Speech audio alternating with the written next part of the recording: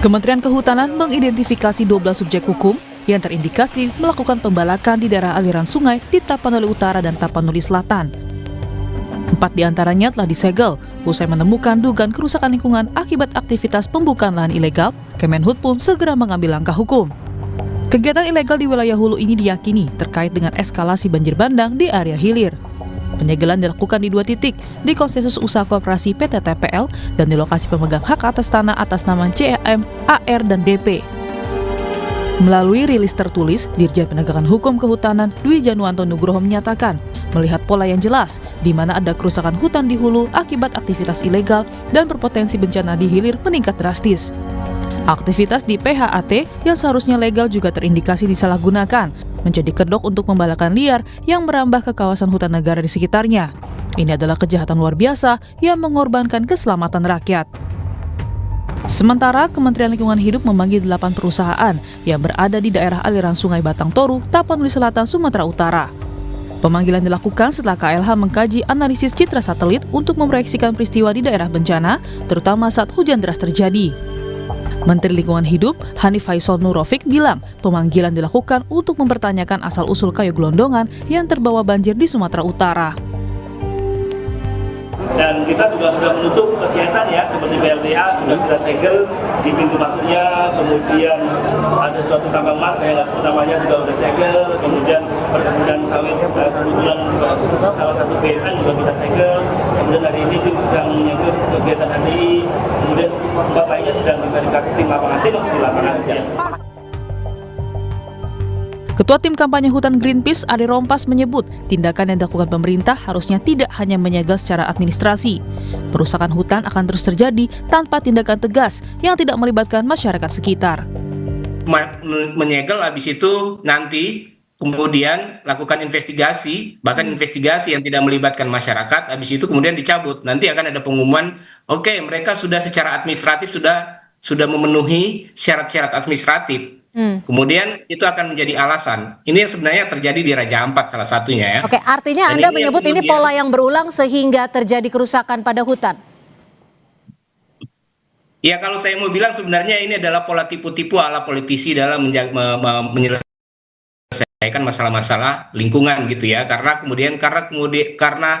viral gitu dan orang kemudian menyorot itu, oke, mereka datang tiba-tiba gitu ya. Tapi kemudian penyelesaiannya sama sekali tidak berkeadilan. Itu yang sering terjadi. Sehingga memang ini harus menjadi pembelajaran yang penting karena masalah ini akan terus berlanjut kalau kita tidak berbuat sesuatu yang memang lebih progresif untuk melindungi hutan kita, untuk melindungi nyawa manusia gitu yang terancam. Publik pun berharap tindak nyata pemerintah dalam mengusut kerusakan lingkungan yang memicu banjir di Sumatera serius dilakukan, tidak hanya sekedar penyegelan semata.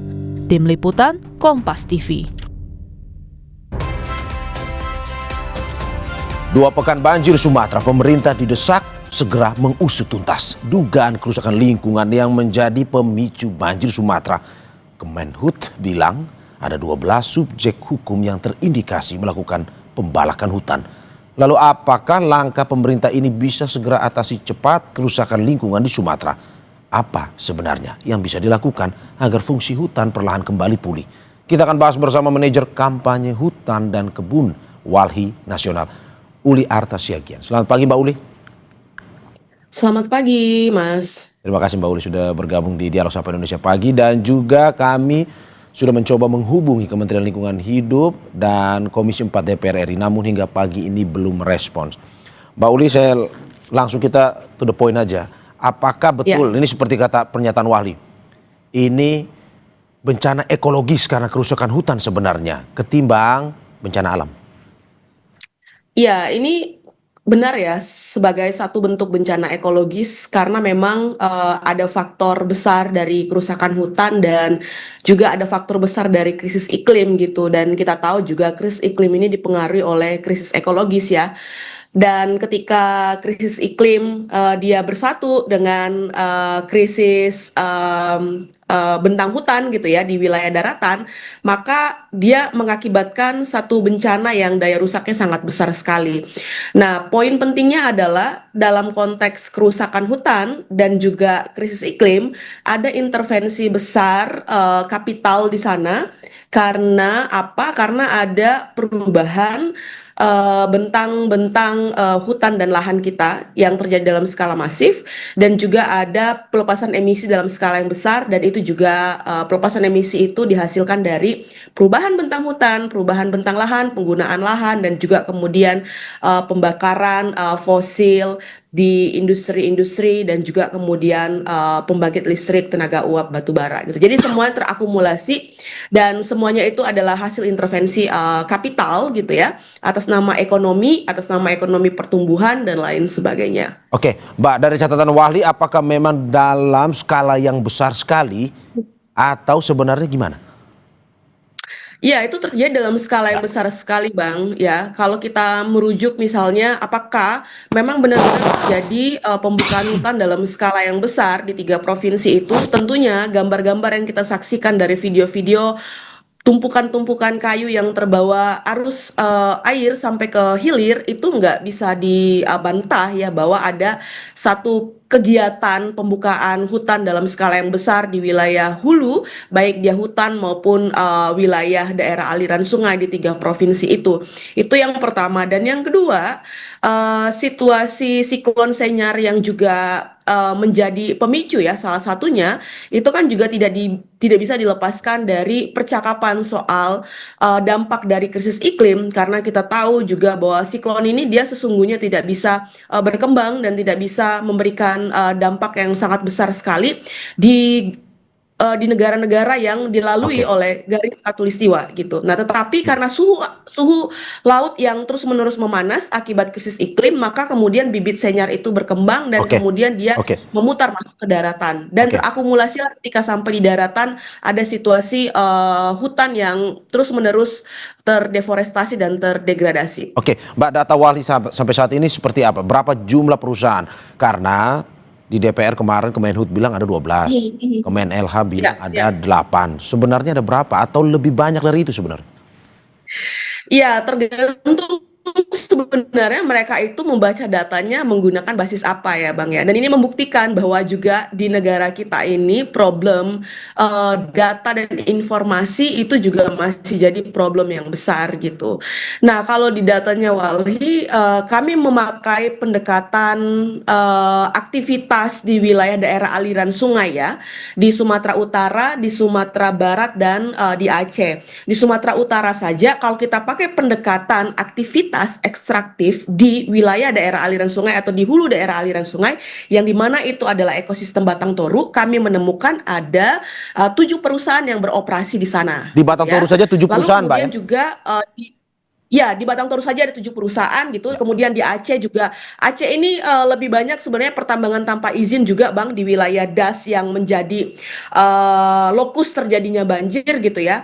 Dan kemudian juga di Sumatera Barat ada aktivitas logging yang juga terjadi cukup besar di wilayah daerah aliran sungai yang menguap gitu. Nah, kalau kemudian kita lihat ya pernyataan beberapa hari ini, Kementerian Kehutanan misalnya sudah menyegel 7 subjek hukum. Subjek hukum ini sebenarnya bukan hanya perusahaan, Bang, gitu. Jadi kalau misalnya dia memakai frasa atau kementerian memakai frasa subjek hukum, itu bukan hanya perusahaan, tetapi pihak-pihak lain, individual pemegang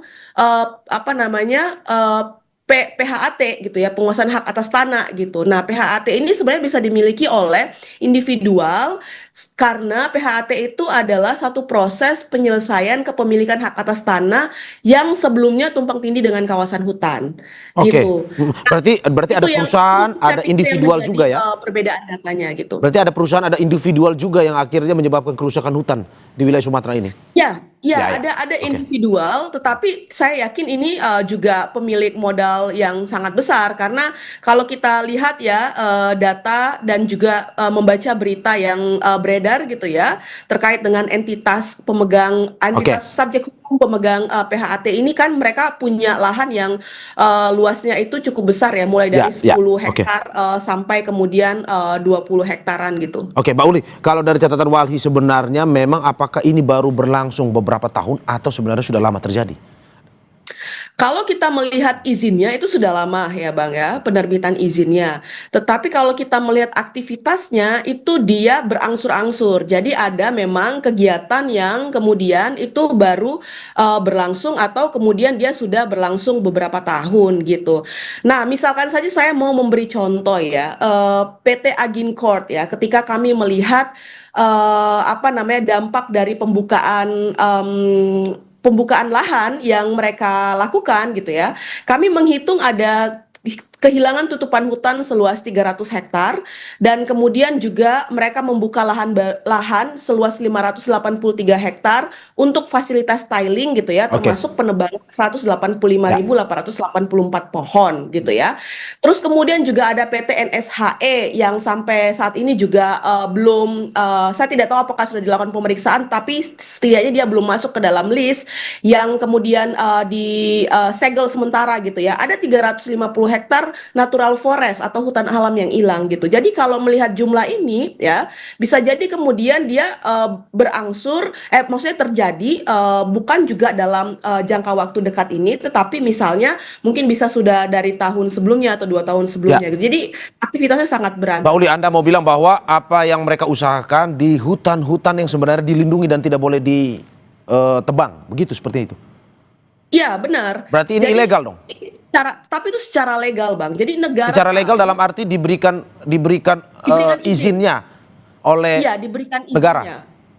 Iya, oleh negara melalui kementerian-kementerian terkait ya. Misalnya dia pemegang izin tambang, artinya ada kewenangan pemberian izin dari ESDM kepada perusahaan tersebut agar dia bisa melakukan aktivitas tambang.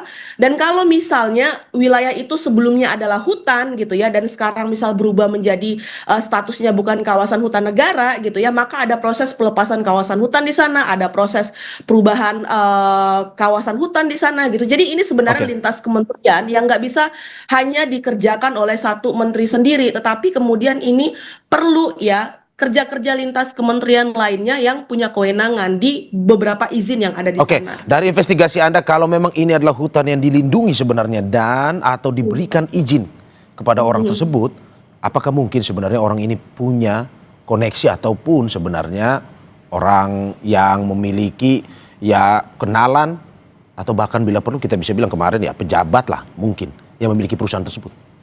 Iya, tidak salah kalau kita berasumsi begitu ya, karena kita melihat tidak ada proses penegakan hukum yang kuat ketika kemudian terjadi beberapa pembukaan hutan gitu ya. Lalu kemudian juga kami juga pernah melaporkan atau mengadvokasi ya beberapa perusahaan yang ada di sana gitu ya. Nah, tetapi menurut saya inilah yang harus dibuktikan oleh instansi kenegaraan yang berwenang. KPK, Kejaksaan Agung harus kemudian juga bekerja untuk memastikan tidak ada indikasi korupsi atau nepotisme di balik pemberian izin ataupun di balik aktivitas kegiatan eksploitasi di sana gitu. Jadi memang jawabannya itu sebenarnya harusnya keluar dari pengurus negara agar kemudian publik tidak berasumsi lebih banyak dan lebih jauh. Nah, itu yang harus dijawab sebenarnya. Oke, berarti bukan soal siapa, tetapi bagaimana caranya bisa mendapatkan izin itu ya berarti, Mbak ya? Iya, benar. Jadi bagaimana mendapatkan izinnya, lalu kemudian apakah di sana ada pelanggaran? Kalau kemudian di sana ada pelanggaran dan tidak ada penegakan hukum, berartinya ada sesuatu yang terjadi di ruang-ruang gelap itu sehingga tidak terjadi penegakan hukum yang memang memastikan perlindungan hutan dan keselamatan rakyat. Oke, saya kemarin dari informasi yang beredar bahwa sudah ada penghentian operasional 4 perusahaan dan permintaan audit lingkungan. Ini telah diputuskan oleh Menteri Lingkungan Hidup. Menurut Anda sudah tepat atau sebenarnya masih kurang dari apa yang dilakukan oleh Menteri Lingkungan Hidup ini? Iya, masih kurang ya. Selama kemudian proses penyelesaian itu tidak menjawab Ya. hak masyarakat di sana, tidak menjawab perlindungan lingkungan, maka tidak ada yang benar-benar final dan selesai gitu ya dari proses penegakan hukum yang dilakukan. Penyegelan itu kan hanya langkah awal. Ya, dan negara kita atau kementerian kita itu sering sekali menyegel satu perusahaan, tapi berhenti di sana, tidak dilanjutkan dengan upaya-upaya penegakan hukum lainnya. Misalnya pencabutan izin, penagihan tanggung jawab pemulihan. Kalau misalnya di sana ada indikasi pidana lingkungan, maka itu kemudian juga harus diselesaikan secara mekanisme hukum yang berlangsung. Sampai kemudian ya masyarakat di sana itu bisa mendapatkan hak mereka kembali gitu ya untuk kemudian menikmati lingkungan hidup yang baik dan sehat. Itu adalah Oke. hak asasi Pak manusia. Uli, yang Anda mau bilang bahwa oleh kalau negara. penghentian sementara ini tidak diawasi oleh pemerintah, kemungkinan ke depan akan ada penebangan hutan lainnya lagi ya dari perusahaan yang sama ataupun perusahaan berbeda. Ya. Benar. Kalau misalnya tidak ada perubahan ya.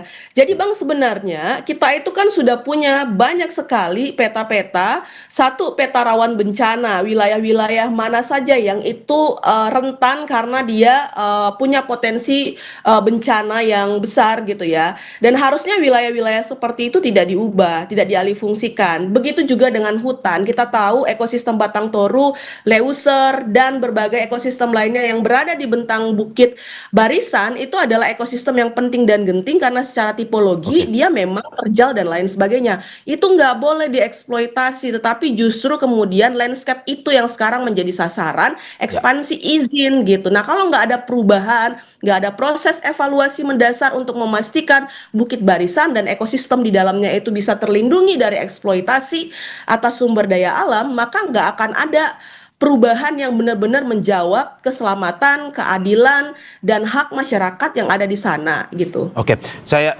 coba mengambil data juga dari lembaga lainnya. Dari Jatam ini bilang konsesi lahan ini bukan hanya soal penebangan hutan, tapi juga pertambangan dan lain-lain. Dan sampai saat ini katanya ada 551 perusahaan yang telah mendapatkan konsesi untuk melakukan tambang. Wali mendengar juga seperti itu atau bagaimana?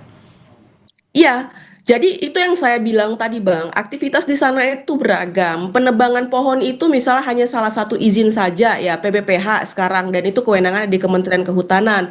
Tetapi kemudian ada izin-izin lain bukan hanya tambang, tetapi ada hak guna usaha untuk perkebunan monokultur sawit gitu ya. Maka sebenarnya tanggung jawab kepada ATR BPN itu juga harus ditagihkan gitu ya.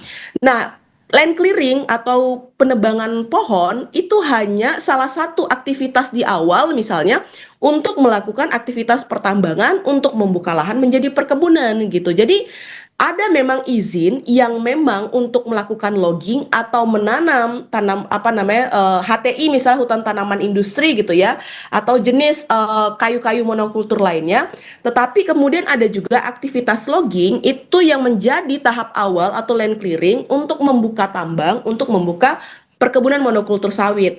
Nah, itu yang kemudian harus benar-benar dicek, dilakukan evaluasi terhadap beberapa izin yang mereka pegang gitu ya. Tadi kayak saya bilang tambang itu yang beroperasi di sana, mungkin dia punya izin pinjam pakai atau kemudian izin pelepasan kawasan hutan. Kewenangannya ada di Kementerian Kehutanan.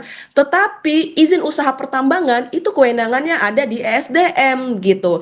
Nah, kedua kementerian ini harusnya melakukan evaluasi sesuai dengan kewenangannya masing-masing untuk izinnya masing-masing gitu. Dan itu yang belum kita lihat sampai sekarang. Oke, berarti memang harus ada sinergi sebenarnya antara dua kementerian ataupun kementerian terkait. Ini berkaitan soal apa yang sebenarnya terjadi di Sumatera itu ya, bukan hanya soal penebangan hutan, tapi juga ada konsesi-konsesi lain yang diperuntukkan untuk bisa merusak lingkungan itu ya. Benar. Jadi harus ada yang memoderasi ya. Kewenangan kedua beberapa kementerian ini gitu dan kewenangan memoderasi itu ada di Menko ya sebagai koordinator dan juga ada di presiden gitu. Nah, kalau kemudian beberapa kementerian ini tidak berjalan sebagaimana dengan fungsi dan kewenangannya gitu ya, maka terjadi pembiaran di sana oleh struktur yang ada di atasnya gitu Bang. Oke Mbak, saya coba menjelaskan atau mengambil apa yang tadi Anda sampaikan terkait dengan penanaman pohon. Kalau kita bilang secara umumnya restorasi lah. Siapa yang harus bertanggung jawab terhadap restorasi? Apakah pemerintah yang memberikan izin atau mereka yang mendapatkan izin konsesi ini? Karena ya seperti yang Anda bilang tadi bahwa ini berada di daerah hutan lindung, tapi pada akhirnya tiba-tiba kok diberikan izin. Nah, siapa yang sebenarnya bertanggung jawab? Ada dua yang harus bertanggung jawab. Satu itu ya pengurus negara ya sebagai otoritas yang diberikan mandat atau kewenangan untuk melindungi wilayah tersebut dan mengelola wilayah tersebut. Yang kedua adalah korporasi yang diberikan hak pengelolaan ya terhadap satu kawasan gitu ya. Jadi dua institusi ini atau dua entitas ini punya tanggung jawab untuk memulihkan kembali kawasan tersebut gitu. Tetapi yang penting juga saya highlight begini Bang, jangan selalu kerja-kerja untuk reboisasi atau pemulihan hutan itu hanya dilekatkan tanggung jawabnya kepada negara gitu ya. Dengan tidak menagihkan tanggung jawab dari korporasi. Padahal sangat jelas di undang-undang sektoral yang mengatur baik itu undang-undang mengenai hutan, lingkungan hidup dan lain sebagainya, ada tanggung jawab yang melekat dari pemegang izin untuk melakukan pemulihan terhadap wilayah yang mereka kelola melalui izin yang diberikan gitu.